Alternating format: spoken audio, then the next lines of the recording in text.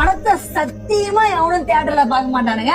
ஆனா இதே படத்தை மலையாளத்துல வந்து இருக்குன்னு வைங்களேன், செம்மையா இருக்குன்னு சொல்லிட்டு தியேட்டர்ல கொண்டாடி இருப்பாங்க. இப்போ தியேட்டர்ஸ்ல ரிலீஸ் ஆயிருக்க அருள்வான்னு சொல்லிட்டு ஒரு மூவி தாங்க பாத்துட்டு வந்து, இந்த மலைவாழ் மக்கள் வந்து ஒரு குட்டி பொண்ணு படிக்கணும்னு சொல்லிட்டு ஆசைப்படுது.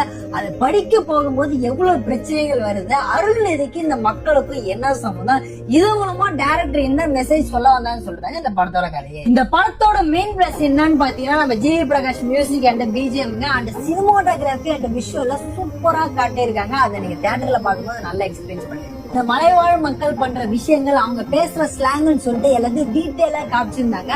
அருள்நிதி ஆரோர் அபயா பாண்டியன்னு சொல்லிட்டு அவங்களுக்கு கொடுத்த கேரக்டர் சூப்பரா பண்ணிருந்தாங்க. ஒரு 2 மணி நேரம் படம் நல்ல ஃபீல் குட் எமோஷனலா இருந்தது. ஃப்ரெண்ட்ஸ் அண்ட் ஃபேமிலியோட தாராளமா ட்ரை பண்ணி பார்க்கலாம். இந்த படத்துக்கு நம்ம கூட ரேட்டிங் 5க்கு 3.6 போகுது. உங்க ஃப்ரெண்ட் இந்த வீக் எந்த ஃபேமிலியோட சேர்ந்து ஒரு படமாக நினைச்சாங்கன்னா இந்த வீடியோ மறக்காம ஷேர் பண்ணி விடுங்க. நெக்ஸ்ட் வீடியோ பாருங்க.